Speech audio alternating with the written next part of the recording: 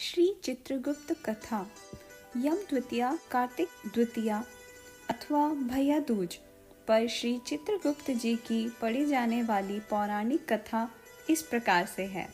मंत्री श्री धर्मराजस्य चित्रगुप्तः शुभंकर पयामनः सर्व पापेभ्यः शरणागत वत्सलः। एक बार युधिष्ठिर जी भीष्म जी से बोले, हे पितामह, आपकी कृपा से मैंने धर्मशास्त्र सुने, परंतु यम द्वितीया का क्या फल है यह भी मैं सुनना चाहता हूँ। आप कृपा करके मुझे विस्तार पूर्वक कहिए। भीष्म जी बोले, तूने अच्छी बात पूछी है, मैं उस उत्तम व्रत को विस्तार पूर्वक बताता हूँ। कार्तिक मास के उजले और चैत्र के अंधेरे की पक्ष जो द्वितीया होती है वह यम द्वितीया कहलाती है। युधिष्ठिर बोले, उस कार्तिक के उजले पक्ष की द्वितीया में किसका पूजन करना चाहिए और चैत्र महीने में यह व्रत कैसे हो, इसमें किसका पूजन करें। भीष्म जी बोले, हे युधिष्ठिर, पुराण संबंधी कथा कहता हूँ। इसमें संशय नहीं कि इस कथा को सुनकर प्राणी सब पापों से छूट जाता है। सतयुग में नारायण भगवान से, जिनकी नाभि में कमल है, उससे चार मुंह वाले ब्रह्मा जी उत्पन्न हुए, जिनसे वेद वेत्ता भगवान ने चारों वेद कहे। नारायण जी बोले, हे ब्रह्मा जी, आप सबकी तुरीय अवस्था, रूप और योगियों की गति हो। मेरी आज्ञा से संपूर्ण जगत की शीघ्र ही रचना करिए। हरि के ऐसे वचन सुनकर हर्ष से प्रफुल्लित हुए ब्रह्मा जी ने मुख से ब्राह्मणों को, बाहुओं से क्षत्रियों को, जंघाओं से वैश्यों को और पैरों से शूद्रों को उत्पन्न किया। उनके पीछे देव, गंधर्व, दानव, राक्षस, सर्प, नाग, जल के जीव, स्थल के जीव, नदी, पर्वत और वृक्ष आदि को पैदा कर मनु जी को पैदा किया। इनके बाद दक्ष प्रजापति जी को पैदा किया और तब उनसे आगे और सृष्टि उत्पन्न करने को कहा। दक्ष प्रजापति जी से 60 कन्याएं उत्पन्न हुईं, जिनमें 10 धर्मराज को, 13 कश्यप को और 27 चंद्रमा को दी गई। कश्यप जी से देव, दानव, राक्षस, इनके सिवाय और भी गंधर्व, पिशाच, गौ और पक्षियों की जातियां पैदा हुईं। धर्मराज को धर्म प्रधान जानकर सबके पितामह ब्रह्मा जी ने उन्हें सब लोगों का अधिकार दे दिया और धर्मराज से कहा कि तुम आलस्य त्याग कर काम करना शुरू करो। जीवों ने जैसे जैसे शुभ व अशुभ कर्म किए, उसी प्रकार न्याय पूर्वक वेद शास्त्र में कहीं विधि के अनुसार कर्ता को कर्म का फल दो और सदा मेरी आज्ञा का पालन करते रहो। ब्रह्मा जी की आज्ञा सुनकर बुद्धिमान धर्मराज ने हाथ जोड़कर सबके परम पूज्य ब्रह्मा जी से कहा, हे प्रभु, मैं आपका सेवक निवेदन करता हूँ कि इस सारे जगत के कर्मों का विभाग पूर्वक फल देने की जो आपने मुझे आज्ञा दी है वो एक बहुत ही महान कर्म है। आपकी आज्ञा शिरोधार्य कर मैं यह काम अवश्य करूँगा, जिससे कि कर्ताओं को फल मिलेगा, परंतु पूरी सृष्टि में जीव और उनके देह भी अनंत हैं। देश काल, ज्ञात अज्ञात आदि भेदों से कर्म भी अनंत हैं। उनमें कर्ता ने कितने किए, कितने भोगे, कितने शेष हैं और कैसे उनका भोग है। कर्मों के भी मुख्य व गौण भेद से अनेक हो जाते हैं एवं कर्ता ने कैसे किया, स्वयं किया या दूसरे की प्रेरणा से किया, आदि कर्म चक्र महागहन है। अतः मैं अकेला इस प्रकार के भार को कैसे उठा सकूंगा। इसलिए मुझे कोई ऐसा सहायक दीजिए जो धार्मिक, न्यायी, बुद्धिमान, शीघ्रकारी, लेख कर्म में विज्ञ और चमत्कारी तपस्वी, ब्रह्मनिष्ठ और वेद शास्त्र का ज्ञाता हो। धर्मराज के इस प्रार्थना पूर्वक किए हुए कथन को विधाता सत्य जान मन में प्रसन्न हुए और धर्मराज का मनोरथ पूर्ण करने की चिंता करने लगे। उक्त सब गुणों वाला ज्ञानी लेखक पुरुष होना चाहिए, उसके बिना धर्मराज का मनोरथ पूर्ण न होगा। तब ब्रह्मा जी ने कहा, हे धर्मराज, तुम्हारे अधिकार में मैं सहायता करूंगा। इतना कह ब्रह्मा जी ध्यान मग्न हो गए। उसी अवस्था में उन्होंने 1000 वर्षों तक तपस्या की।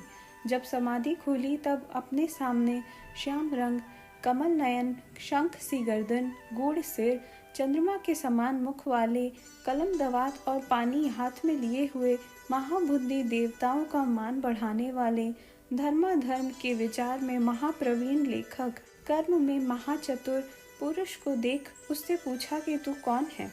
तब उसने कहा, हे प्रभु, मैं माता पिता को तो नहीं जानता, किंतु आपके शरीर से प्रकट हुआ हूँ, इसलिए आप ही मेरा नामकरण कीजिए और कहिए कि मैं क्या करूँ। ब्रह्मा जी ने उस पुरुष के वचन सुन अपने हृदय से उत्पन्न हुए उस पुरुष को हंसकर कहा, तू मेरी काया से प्रकट हुआ है, मेरी काया में तुम्हारी स्थिति है, इसलिए मैं तुम्हारा नाम कायस्थ चित्रगुप्त रखूंगा। धर्मराज के पुर में प्राणियों के शुभाशुभ कर्म लिखने में उसका तू सखा बन, इसलिए तेरी उत्पत्ति हुई है। ब्रह्मा जी ने चित्रगुप्त से यह कहकर धर्मराज से कहा, हे धर्मराज, यह उत्तम लेखक मैंने तुम्हें दिया है, जो संसार में सब कर्म सूत्र की मर्यादा पालन करेगा। इतना कहकर ब्रह्मा जी वहां से अंतर्धान हो गए। फिर चित्रगुप्त जी कोटि नगर को जाकर चंड प्रचंड ज्वालामुखी काली जी के पूजन में लग गए। उपवास कर उन्होंने भक्ति के साथ चंडिका जी की भावना मन में की। उन्होंने उत्मत्ता से चित्त लगाकर ज्वालामुखी देवी का जप और स्त्रोतों से भजन पूजन और उपासना इस प्रकार की, हे जगत को धारण करने वाली, तुमको नमस्कार है। महादेवी, तुमको नमस्कार है। स्वर्ग, मृत्यु, पाताल आदि लोक लोकांतरों को रोशनी देने वाली, तुम्हें नमस्कार है। संध्या और रात्रि रूप भगवती, तुम्हें नमस्कार है। श्वेत वस्त्र धारण करने वाली सरस्वती, तुम्हें नमस्कार है। सतरज तमोगण देवगणों को कांति देने वाली देवी, हिमाचल पर्वत पर स्थापित आदि शक्ति चंडी देवी, तुम्हें नमस्कार है। उत्तम और न्यून गुणों से रहित वेद की प्रवृत्ति करने वाली 33 कोटि देवताओं को प्रकट करने वाली, त्रिगुण रूप निर्गुण गुण रहित गुणों से परे गुणों को देने वाली, 3 नेत्रों वाली, 3 प्रकार की मूर्तियों वाली, साधकों को वर देने वाली, दैत्यों को नाश करने वाली, इंद्रादि देवों को राज्य देने वाली, श्री हरि से पूजित देवी, हे चंडिका, आप इंद्रादि देवों को जैसे वरदान देती हैं वैसे ही मुझको भी वरदान दीजिए। मैंने लोगों के अधिकार के लिए आपकी स्तुति की है, इसमें संशय नहीं। ऐसी स्तुति को सुन देवी ने श्री चित्रगुप्त जी को वर दिया। देवी बोली, हे चित्रगुप्त, तुमने मेरा पूजन किया है, इससे मैंने आज तुमको यह वर दिया कि तुम परोपकार में कुशल, अपने अधिकार में सदा स्थिर और असंख्य वर्षों की आयु वाले होंगे। यह वर देकर देवी दुर्गा अंतर्ध्यान हो गई। उसके बाद श्री चित्रगुप्त जी धर्मराज के साथ उनके स्थान पर गए और वे आराधना करने योग्य अपने आसन पर स्थित हुए। ब्रह्मा जी ने प्रसन्नता से ऋषियों में उत्तम ऋषि सुशर्मा की इरावती नाम की कन्या को पाकर चित्रगुप्त के साथ उसका विवाह कर दिया। उस कन्या से चित्रगुप्त के 8 पुत्र उत्पन्न हुए, जिनके नाम हुए चारु, सुचारु, चित्र, मतिमान, हिमवान, चित्र, चारु, अरुण और 8वां अतीन्द्रिय। दूसरी जो मनु की कन्या दक्षिणा थी, उनसे चित्रगुप्त जी का विवाह हुआ, जिनसे 4 पुत्र उत्पन्न हुए। उनके नाम भी सुनो, भानु, विभानु, विश्वभानु और वीर्यवान। चित्रगुप्त जी के ये 12 पुत्र विख्यात हुए और पृथ्वी तल पर विचरे। उनमें से चारु मथुरा जी को गए और वहां रहने से माथुर हो गए। हे राजन, सुचारु गौड़ बंगाले को गए, इसलिए वे गौड़ हो गए।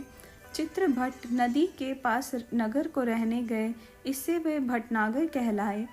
श्रीवास नगर में भानु बसे, इससे वे श्रीवास्तव कहलाए।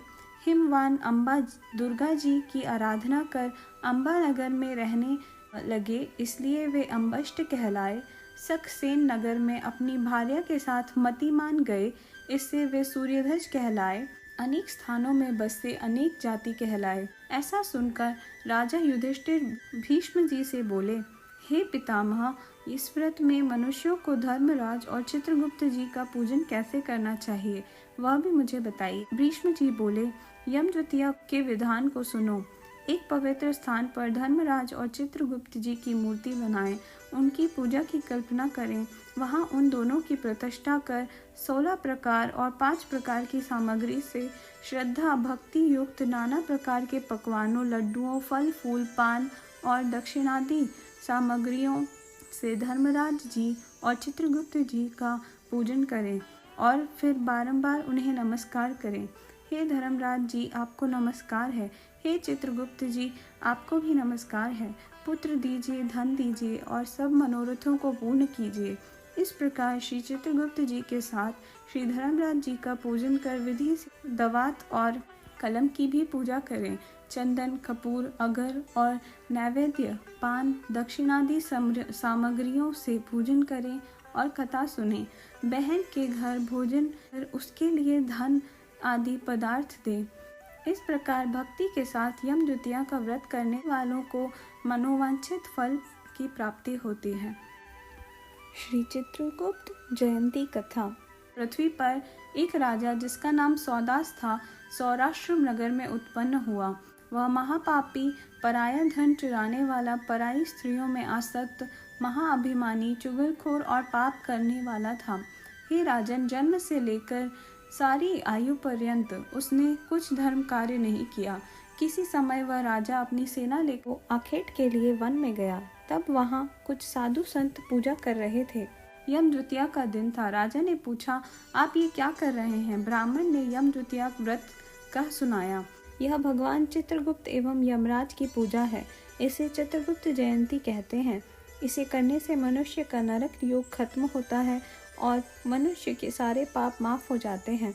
यह सुनकर राजा ने वहीं उसी दिन कार्तिक के महीने में शुक्ल पक्ष की द्वितीया को धूप और दीप आदि सामग्री से चित्रगुप्त जी के साथ धर्मराज जी का भी पूजन किया। कुछ समय बाद राजा की मृत्यु हो गई। यमदूत उसे मारते हुए लेकर गए। उसके सामने चित्रगुप्त ने उसका जीवन का लेखा निकाला जो पापों से भरा हुआ था। लेकिन उसमें देख उन्होंने कहा, एक बार इस धूर्त राजा ने चित्रगुप्त जयंती की पूजा बहुत श्रद्धा से की है, इसलिए धर्मानुसार इसे नरक में नहीं भेजा जा सकता। इस प्रकार राजा को स्वर्ग मिला। चित्रगुप्त जयंती पर चित्रगुप्त भगवान और श्री धर्मराज की विधि पूर्वक सच्चे मन से पूजा करने से पापों का विनाश होता है। पृथ्वी के संतुलन के लिए चित्रगुप्त जी का होना बहुत ज़रूरी है। मनुष्य के कर्मों से हिसाब ही अंत को निश्चित करता है, जो कि बहुत कठिन एवं उत्तरदायित्व का कार्य है। इस प्रकार श्री चित्रगुप्त जी की कथा समाप्त होती है।